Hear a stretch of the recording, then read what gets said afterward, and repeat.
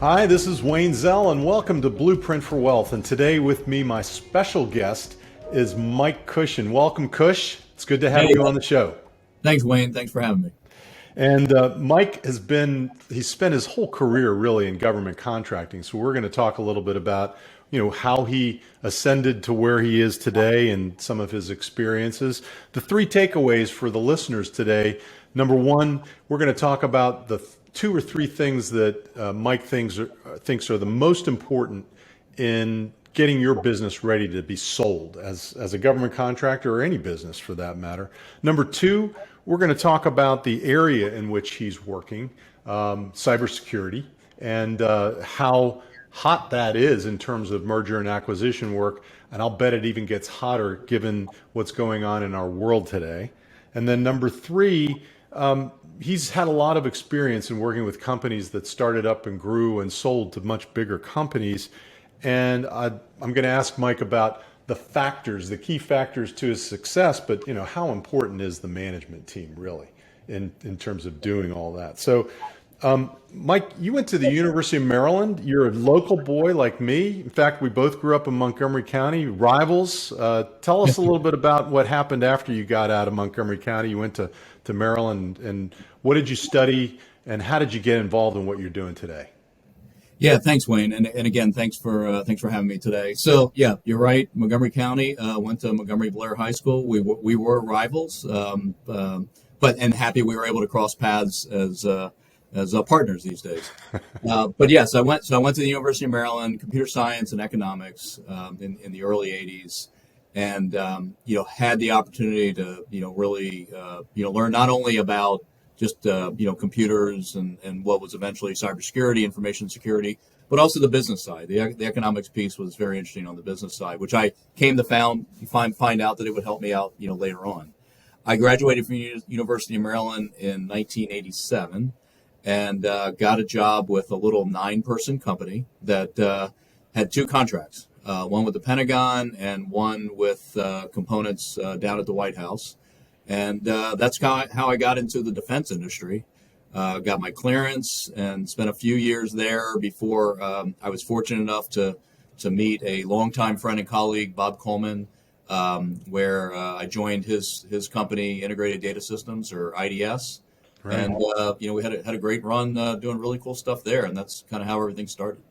So IDS was really successful. You grew that into a pretty big company, and you sold it to Mantech. Is that correct? That's correct. 2003.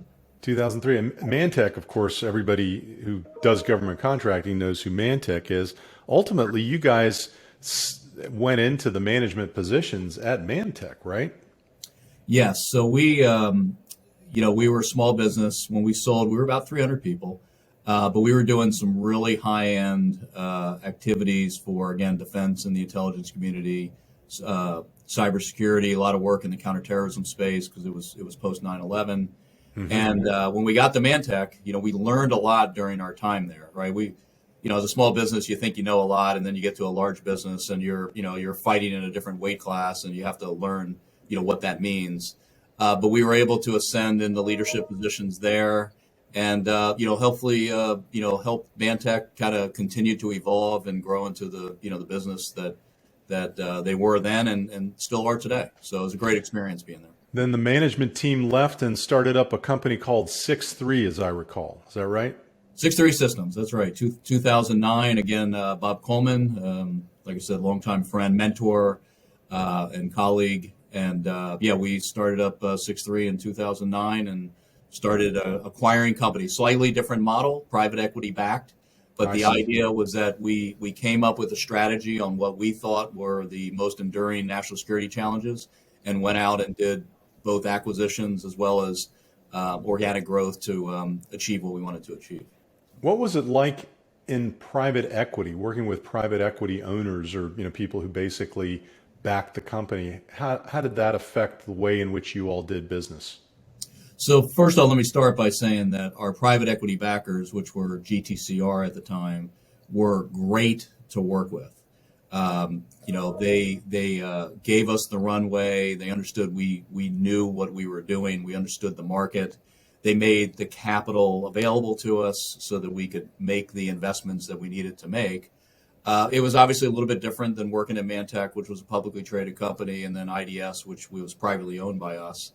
But it was a great experience, and they were nothing but supportive in what we wanted to accomplish. And I think we accomplished great things, and they benefited as a result. Awesome. And then 6.3 was sold to the behemoth Khaki, where you were for many years. What was your involvement in the merger and acquisition activity in all these deals, IDS to Mantech, 6.3 to Khaki? So they were, different experiences for those two. I would be part of the management team doing a management presentation, help set up all of the materials and the due diligence work that goes into it. It's substantial, right? Whether you're a small company like we were at IDS or a larger company like we were at 6.3, it's a substantial amount of work. And oh, by the way, you still have to support your customer's mission and execute the business and support all while you're going through this disruptive activity. Yes. So I was involved in pretty decent amount of various activities in both of those transactions. And then when did you start BlackHorse Solutions? So BlackHorse was incorporated in 2018. I got there in 2017. Again, private equity backed by two companies. One, Razor's Edge Ventures out of Reston, Virginia, and then 1011 Ventures out of Boston, Massachusetts. And they had done an initial acquisition in late 2017, which was sort of the spark, and then asked me to come run the business in late 2017 to take it to the vision that we wanted it to achieve. And in a very short period of time, even after and during COVID, you were able to transition that business over to Parsons, which is another big company. Yeah, we had a great run at BlackHorse, and continue to this day, obviously. But I think I was employee number 20 when I got there, and we were 200 plus a couple years later. We did both organic and inorganic growth. The work we do at BlackHorse is pretty high end cybersecurity, electronic warfare, information operations type things. Again, we put in place a strategy. What are the national security enduring challenges that we're going to face over the next 10 years? And we made the types of investments necessary to be able to provide that support to our customers. And then, as you mentioned, just this past July 2021, we sold the company to Parsons, and great company. Love being part of the Parsons family. They share a common culture that we have in terms of passion for technology and passion for innovation and supporting our national security challenges. And we're part of Parsons, and we're rocking and rolling. So. That's great to hear. I sold the company to Parsons too, and I as long as everybody's happy and the culture's good, that's probably one of the biggest challenges when you're integrating companies after an acquisition is how can we keep this thing together and keep it humming. Are you still involved with BlackHorse today? I am. So we're a wholly owned subsidiary, working through your traditional integration activities with a large company. I now run a sector within Parsons that we call the High Consequence Mission Sector, which comprises of all of BlackHorse plus some of the heritage Parsons programs that fit into the model of what we had at BlackHorse, such as their cybersecurity work and some of their other national security activities. And so I'm amazed that you even have a few minutes to talk with me today, given what's going on in the world. So I appreciate it. Yeah. And thank you for your service, because I know what you're doing is so mission critical to the success of our country. Thank you. So getting to the questions that I wanted to focus on, there's always important things that a seller needs to be aware of when they're getting their company ready to sell. And so in your opinion, what are the 2 or 3 most important things that an entrepreneur who's built his company up, he's getting it ready to sell, what are the 2 or 3 most important things that they must do in order to have a successful sale? in your opinion, at Yeah, least? absolutely. So, whether you do a auction type event where you're meeting with multiple companies and giving them the opportunity to learn about you, or like we did with Parsons, where they offered us a preemptive deal, and as we got to know them, we decided to sort of go that route. There's a couple things.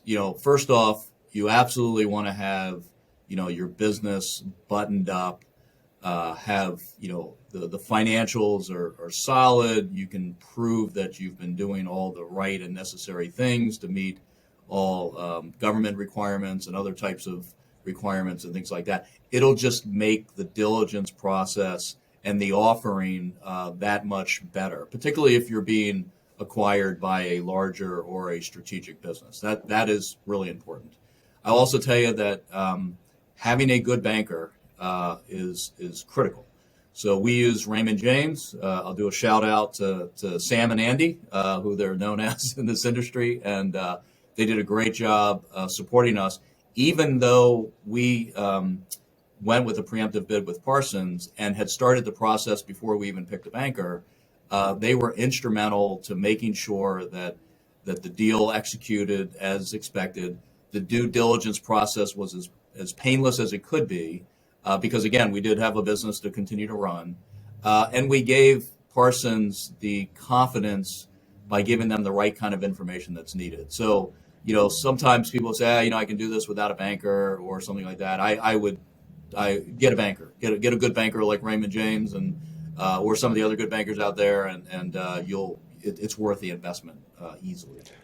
That's really important because what you did in that particular transaction was not do an auction process where the investment bankers really bring in their Rolodex and they open it up and they basically, Yeah.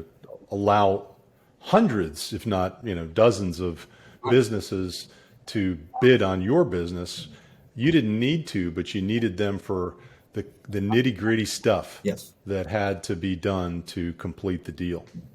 So that's a good lesson learned, and I appreciate that. Yeah.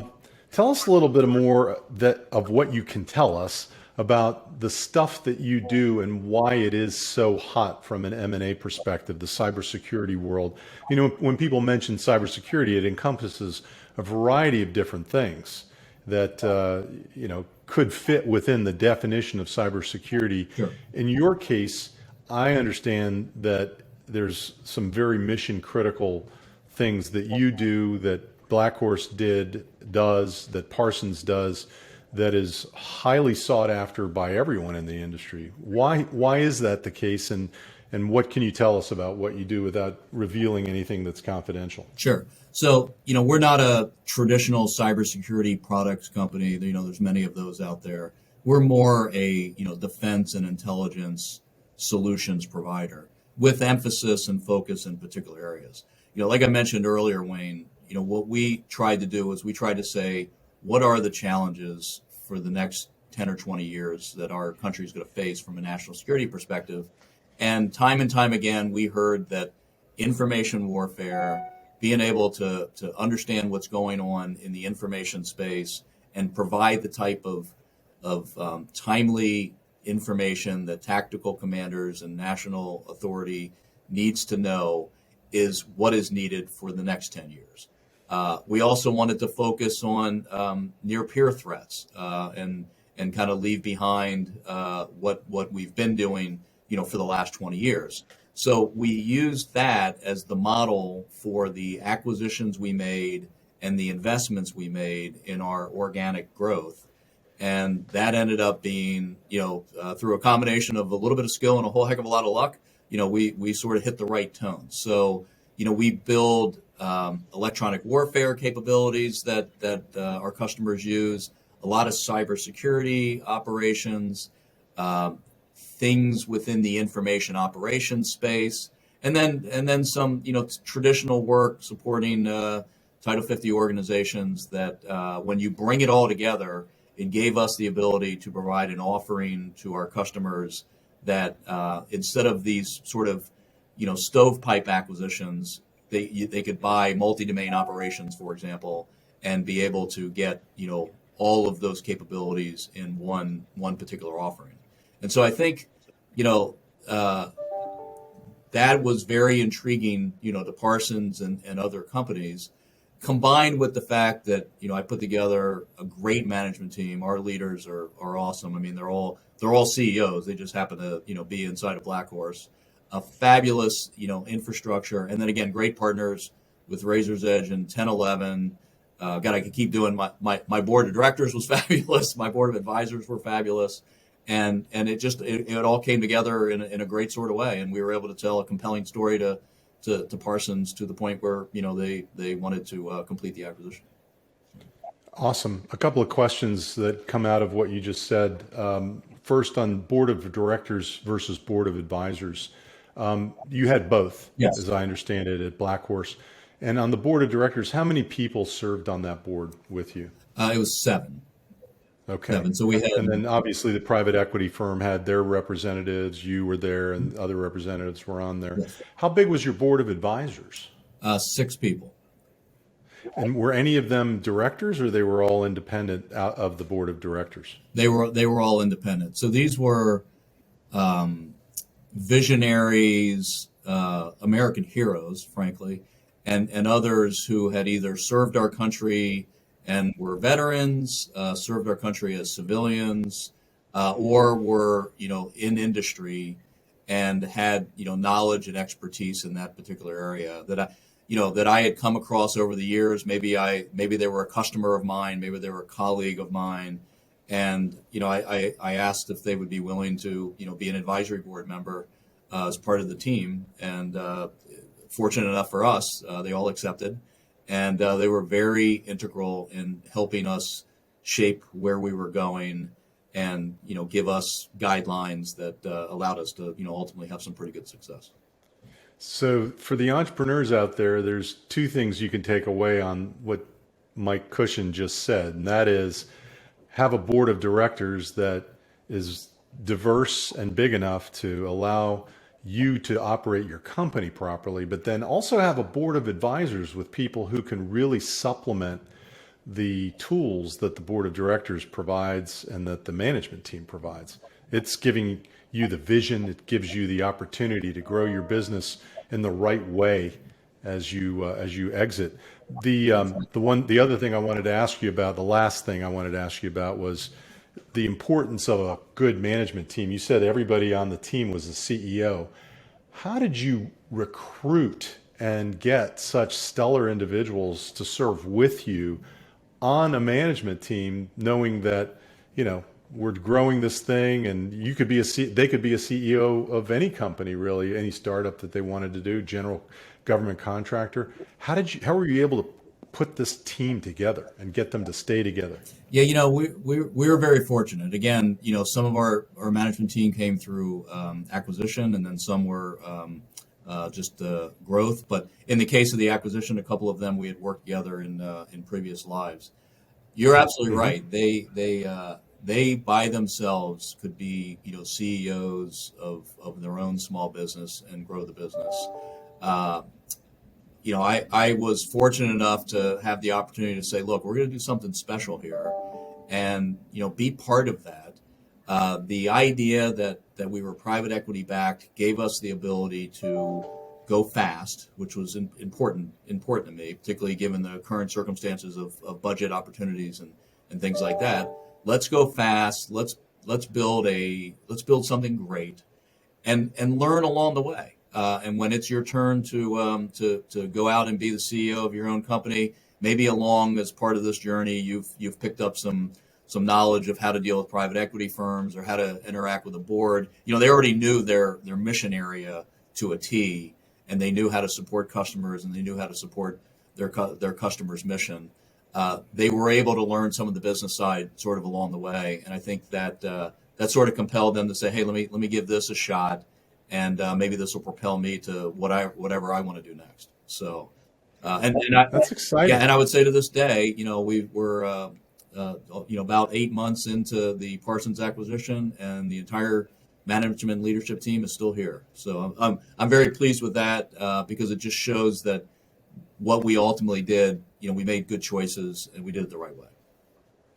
And it also shows what a great leader you are and a great CEO you were to gather those people around you and give them the time to shine and the ability to do their jobs well and learn all along the way. So congratulations to you on Thanks, that. Wayne. Appreciate it. We're really fortunate to have had Mike Kushin as a special guest on Blueprint for Wealth, and thanks for joining us. But don't leave us yet. Stay tuned for an educational moment where I'll talk a little bit more about some of the things you need to do to get your business ready to be sold. Thanks a lot, and we'll be right back after this. Thanks, Wayne.